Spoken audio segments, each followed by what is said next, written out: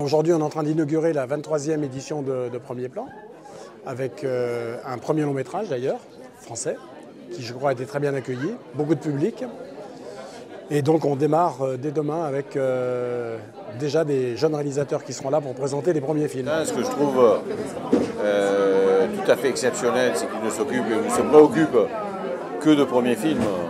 Alors, non seulement de premiers films en compétition, mais aussi des premiers films d'école, de cinéma, de toute l'Europe, aussi de lecture de scénarios qui ne sont pas encore des films et qui vont probablement le devenir. Festival Premier Plan d'Angers, je suis très contente, je suis venue pour faire partie du jury. C'est une grande responsabilité et je suis là parce que j'adore les premiers films. Dans toute ma carrière, il y a beaucoup de premiers films. Je crois que dans le tournage d'un premier film, il y a toujours une espèce d'énergie spéciale, différente. C'est très excitant, c'est des films sur lesquels j'ai aucune information. On ne connaît pas forcément les cinéastes, à la rigueur on connaît quelques acteurs qui sont dans ces films-là. Mais on va vraiment les découvrir dans la salle de cinéma. Là en fait on est en tournée. Et donc on s'est arrêté à Angers et le film sort mercredi, donc on est un peu en promo et c'est assez cool d'être ensemble pour présenter ce film. On s'est rencontrés sur un court-métrage qu'Alix a réalisé qui s'appelait Comme on freine dans une descente, qu'on a fait il y a 5 ans maintenant.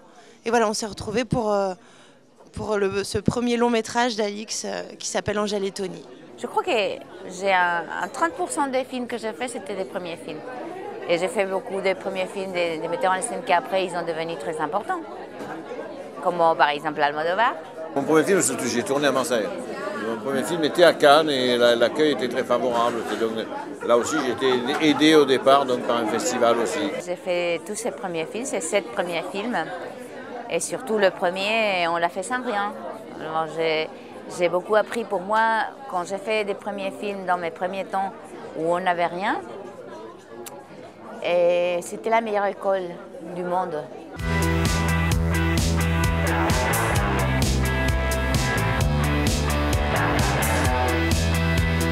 Je tiens à préciser ici que c'est la seule fondation d'entreprise dédiée à la culture qui ait survécu à une fusion, puisque lorsque Groupama a acheté le GAD en 1998, nous avons choisi de conserver cette fondation et d'en faire aujourd'hui certainement une des plus belles fondations dédiées au cinéma.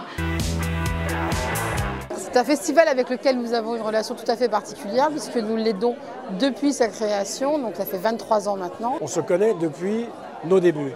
On a démarré ensemble et je dois dire que ça a été la première fondation privée qui a été dans le festival à une hauteur de participation qui est quand même déterminante. La particularité de notre présence au Festival d'Angers cette année, c'est qu'en plus de la soirée d'ouverture, pendant laquelle nous avons l'habitude de recevoir nos clients, des clients des réseaux GAN Patrimoine, GAN Assurance ou GAN Prévoyance aujourd'hui, eh bien nous allons organiser également cette année un colloque autour de la restauration et de l'avenir du patrimoine. La Fondation, depuis pratiquement 25 ans maintenant, a restauré plus de 30 films, les derniers en date étant bien évidemment l'intégrale de Pierre et Tex.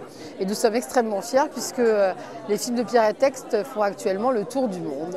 Donc ce colloque devrait être une première et je pense qu'il y aura d'autres colloques de ce type dans les années qui viennent.